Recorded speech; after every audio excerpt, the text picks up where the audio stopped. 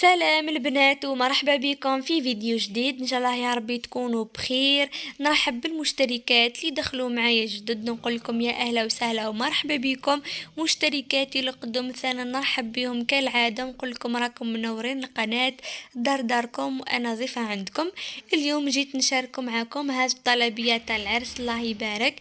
كما راكم تشوفوا حبيباتي، هذا المخبز تاع اللوز، هذا هو الديكور اللي كنت خدمته، ان شاء الله يعجبكم.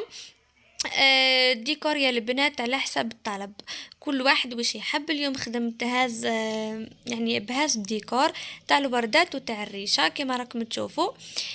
يا البنات وش نقول لكم، هذا المخبز يجي طري ويذوب في الفم، مع هذيك الطليه تقعد لكم الطريه لمده طويله. اكيد راح نبداو مع بعضنا يعني خطوه بخطوه، وراح نمدلكم كامل نصائح تاع المخبز تتحصلوا عليه طري.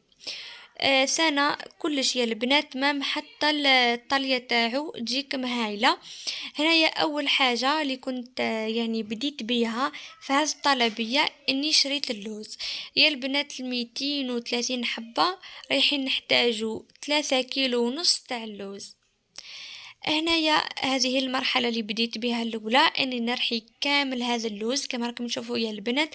لازم نتحصلوا على لوز يكون رقيق، كما الكسكسي كي يكون رقيق. هنايا كنت نخدم بشويه ونرحي ونزيد نخلي الروبو تاعي ثانا يرتاح شويه. راكم على بالكم يا البنات مانيش راح نرحي 3 كيلو ونص تاع اللوز، يعني على ضربة واحدة باه ما يتحرقش الروبو برك. يعني نرحي بالكيلو يا البنات باه ما يتحرقليش الروبو تاعنا برك ونخليه يريح. وهنايا بعد ما رحيتهم كامل حطيتهم هكا في القصع، كل قصعة حطيت فيها 2 كيلو. وغير هذيك يعني الكروانة الكبيرة حطيت فيها 2 كيلو ونص. ها هو يا البنات، هنا بعد ما رحيته كامل يجي مفتول كيما كي يكون رقيق، فيه شويه قشور بركه تاع اللوز، من بعد اكيد راح نحيهم باه نتخلص منهم. وهذه هي البنات، مهم خدمه نظيفه ومتقونه. هذيك اول مرحله. وبعد جبت هنا ينكي اللوز تاعي، حندير 3 كيلات كبار بهذا الكيله. هاهي هذه هي الكيله الثالثه. راح نزيد نضيف عليها السكر العادي، راح نضيف يا البنات السكر العادي، اكيد راح نقص على قد ما نقدر. هذه هي البنات، نقصت بحوالي 3 أصابع تاع السكر. وراح نخلط مليح هذاك السكر مع اللوز بهذه الطريقه، ندخلو مليح. صراحه يا البنات قبل جربت مخبز باللوز خلطته مع السكر الناعم، ما جانيش مليح صراحة يا البنات. بقيت دائما هكا نخدم المخبز تاع الكاوكاو ولا تاع اللوز طول بالسكر العادي. هذه يعني كنصيحة. هنايا بعد زدت مغرف كبيرة تاع لافاني، ومن بعد راح نزيد العسل تاع المرجان كما راكم تشوفوا راني ندير فيه من العلبة. ندير حوالي 4 مغارف كبار تاع العسل. العسل يا البنات راح يخلي المخبز تاعنا يجي طري ومعسل من الداخل. ثنا راح نضيف عليه الزبدة. استعملت الزبدة تاع لابيل، كما تعرفوني الزبدة تاع لابيل راني ما نستغناش عليها. هنايا في 2 كيلو يا البنات، في 2 كيلو تاع اللوز درت 4 مغارف كبار تاع العسل و2 مغارف كبار تاع الزبدة. ونديروا القشور تاع الليمون، اكيد القشور تاع الليمون يا البنات راح يعطينا طعم مليح خلاف المخبز. على قد ما ديروا القشور تاع الليمون بزياده على قد ما يجيك مليح. ونبقاو ندخلوا هذاك العسل والزبده مليح مع اللوز هكا بالاصابع فقط. ومن بعد حبيباتي راح نضيفوا البيض يا البنات، باه ما تتخدعوش فيه، ضيفوا غير بالحبة، بالزوز خاصة كي تعود كونتيتي كبيرة. واعجنوا المخبز، يسحق ان نعجنوه خاصة كي يعود لوز ولا كاوكاو لازم يتعجن مليح. المهم البنات لازم تنا تحصلوا على مخبز يكون متماسك وما يكونش طري خلاص. هذه هي، راح نبقى نضيف البيض بهذه الطريقة ونعجن كما راكم تشوفوا. وثاني حبيت نقول لكم يا البنات، الديكور تاع المخبز هذا خدمته كامل من قبل الريشات والوردات. باكي نحب نخدم المخبز ونطيب، ما نبقاش يعني محصورة ما بين الطياب وديكور. خدمتهم من قبل. سنة به ما نغلبوش في لا كوموند تاعنا. صاحب المشاريع يعني واللي يخدموا لي كوموند راهم على بالهم. واي يعني مبتدئة جديدة يعني ننصحها انها تخدم كلش تاعها من قبل. هذا هو المخبز تاعنا كما راكم تشوفوا، تحصلت عليه مخبز يكون طري هكا، يكون متماسك. هذه هي.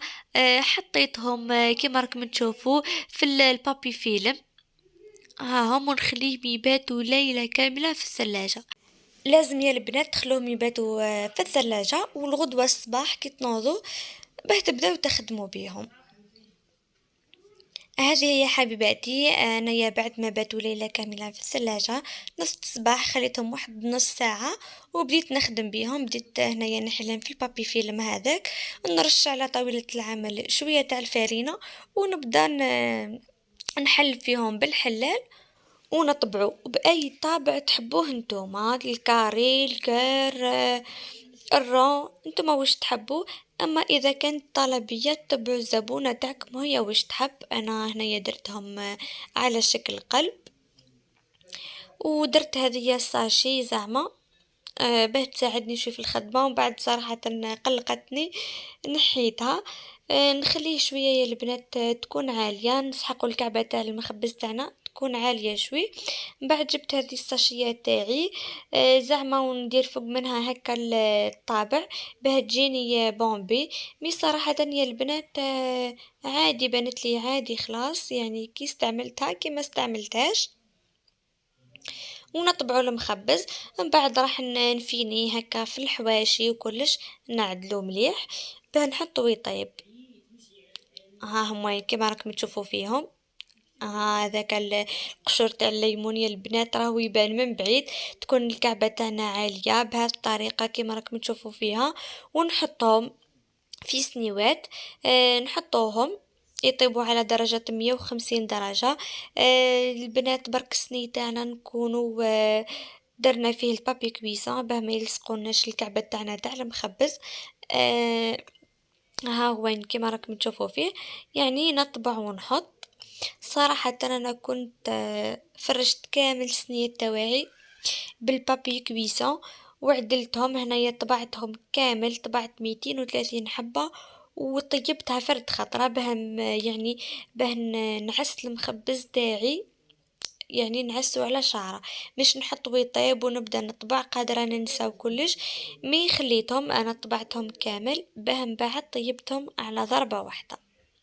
هذه هي يعني الطريقة تاعي في الطياب. وثنا حبيباتي راح نحطهم يطيبوا على درجة 160 درجة. عسوهم على قد ما تقدرون، خلوهم غير يصفرون من تحت غير شوية برك، لازم ما يحمروش البنات. هذه هي هنايا بعد ما طابوا كما راكم تشوفوا طيبتهم صفر جو ملاح طريين يهبلوا هنا بعد ما كملتهم. هذه هي كانوا بردوا كما راكم تشوفوا يا البنات. هذه هي الكمية كاملة.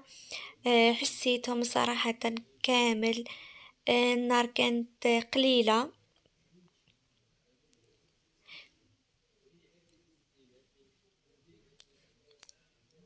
هذه هي ان شاء الله تكونوا فهمتوا عليا في طريقة الشرح تاعي. حبيت نعطيلكم كامل هذوما التفاصيل باه تنجحوا في المخبز تاعكم، ما بغيتش يعني نعطي حتى حاجة. هذه هي. هذا في النهار الثاني كنت سنة طيبتهم كامل، والغدوة راح نشربهم ونقلاصيهم. ومن بعد البنات الغدوة بعد ما نصت الصباح درت هذه الشربات راح نشرب المخبز. درت كاس تاع سكر عادي مع كاس تاع الماء مع كاس تاع المزهر، خليتهم على نار هادئة. بعد ما غلاولي حسبت عليهم 10 دقايق وطفيت. هنايا الشربات تاعي كانت شوية سخونة، والمخبز اكيد راح يكون بارد. خليتهم قعدوا شوية في الشربات ونحيتهم. راح نشرب هذا المخبز كامل، نخليه يرتاح واحد 10 دقايق ربع ساعة باه نبداو نطليو فيه. كانوا يا البنات المخبز تاع اللوز كانوا ما يشربوش، مي دركا راهم ولاو كامل يشربوه باه يبقى لكم معسل المدة طويلة. صراحة انا المخبز تاع اللوز نشربو، والمخبز تاعنا تاع الكاوكاو نشربو، يجيني هايل ويجيكم معسل من الداخل. صراحة يجي مليح.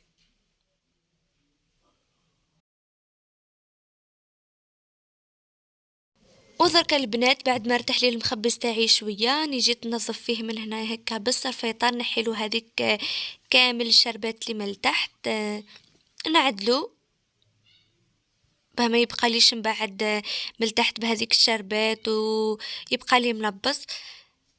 نشيحو ورايحه نبدا نطليه. هنا يا البنات صراحة طالية يعني ما خدمتهاش معاكم، كان راح عليا الحال ومزروبة شوية، وعلى بالكم كوموند كبيرة تدي مني بزاف الوقت وسنة التصوير يدي مني الوقت خلاص. هنا خدمت هذيك الطالية بعد ما باتت ليلة كاملة، الصباح كي نصت لقيتها نشفت لي شوية، راح نزيد لها شوية تاع القارص. الطالية برك يا البنات راهي ماهيش تبان معاكم، زدت لها شوية تاع عطر الكراميل باه يتبدل اللون تاعها. هذه هي نخلطها مليح بهذه الطريقة ونبدأ نطلي بيها. 230 حبة، استعملت 12 كيلو تاع سكر ناعم. يعني البنات اللي يحبوا يديو المقادير المضبوطة. هذه هي نبدا نحط هكا بالمغرف. جبت هذيك القرياجه تاع الفريجيدار ونص بلاطو، نخدم واحد 18 كعبه 15 كعبه نحطها في صني واحد، نخبطهم فرد خبطه وخلاص. يعني قبل كنت في البداية تاوعي صراحه كنت ندير بالوحده كانت تدي مني الوقت خلاص، ومن بعد العبد مع الخدمه وكلش يبدأ يعني يكتشف بالشوي. هنايا وليت ندير بهذه القرياجة تاع الفريجيدار، نحط كعبات حوالي 15 كعبة 18 كعبة نخدمهم فرد ضربة. ونبدأ يعني نخبطهم بهذه الطريقة، من بعد نحلهم هكا شوية تاع الزوائد ونحطهم في السنين ونخليهم يباتوا ليلة كاملة. لازم حتى يشيحولي بها الغدوة نقدر ننظفهم من تحت وندير لهم هذاك الناكخي ونديكوريهم.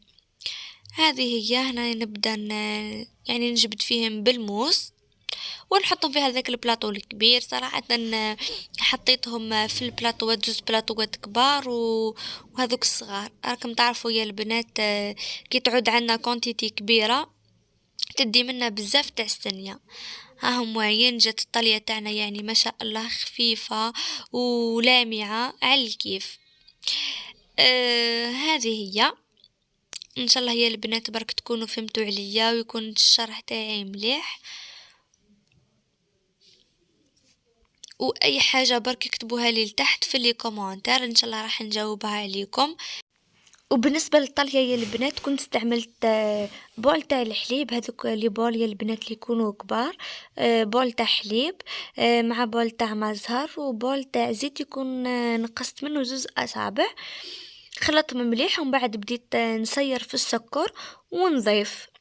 من بعد زدت عليه فنجان تاع القارص والملون اللي تحبوا نتوما ونبقاو نخلطو. المهم نتحصلوا على طلية تكون شوية ثقيلة وما تكونش خفيفة خلاص. المهم تكون الطلية تاعنا يعني شوية ثقيلة ما تكونش ثقيلة خلاص كما تاعي كما راكم تشوفوا فيها.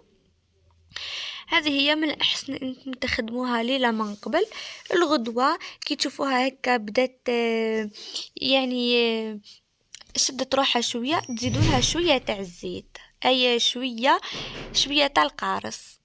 وهنا يا البنات بعد ما نصت الغدوة كان المخبز تاعي شاحلي، نحيت له هذوك كامل الزوائد من تحت وحطيتهم هكا في الكيسات ودرت لهم التول في الابيض ودرت لهم شويه ناكخي. ابيض. هذوما الريشات اللي كنت خدمتهم من قبل كيما راكم تشوفوا فيهم، هذا تاع الطابع الجديد. خدمت الوردات انا هك خدمتهم في القرونه، والاخرين خدمتهم في الصفر، الاصفر البارد خلاص هذو هما. ومن بعد البنات التزيين زينتهم كيما هكا، درت هذيك الريشه لونتها بالناكخي، وهذوك زوز وردات انا لصقتهم فوق منها شوي، وزدت انا حتى هما درت لهم رشه خفيفه برك تاع الناكخي في النص. هذا هو الناكخي المليح يا البنات اللي نستعملوا، هذا لا مارك تاع فانتا. واي سائل تحبوا تستعملوه معاه، يعني مش محتم نفس لا مارك تاعو هو بعد. ديروا شويه تاع هذاك السائل، وتزيدوا معاه شويه بودر. ها هي كما راكم تشوفوا نبدا يعني نلون بالريشه هذه، ونخدمهم مليح. انا نلونهم كامل ونحطهم فوق القاطم، ومن بعد نزيد نبدا نحط الورد هو اخر حاجه. درت شويه برك تاع الماء، ولصقت الريشه تاعي بهذه الطريقه. ثاني زدت درت شويه ما تحت الوردات، ويعني يلصقوا كما راكم تشوفوا. نحطها تحت شويه برك تاع الريشه، ونزيد ندير هذيك الورده الثانيه، ونخليها ونزيد ندير لها غير يعني لمسه برك خفيفه برك من هذاك النكهه فوق الوردات. هذه صراحة يا البنات جاء يهبل يهبل. بالك في الإضاءة ما بانش مليح ولا، بس يعني في الحقيقة جاء روعة. هكا برك يا البنات نعدلو مليح يكون متقون، وخاصة كي تحطوه هكا في الكيسات وتزيدوا له مع التزيين، الله يبارك يجي روعة. هذا هو يا البنات. خدمت معكم غير واحدة برك. صراحة ما كانش عندي الوقت خلا، ودرته في وقت ضيق جدا. ان شاء الله حبوباتي كنت خفيفة ظريفة عليكم. ما تنسوش ديروا لي معكم جيم وكومنتر للفيديو للتحفيز. ما بقى لي غير نقول لكم نتلاقوا في الفيديو الجاي ان شاء الله. دمتم في رعاية الله.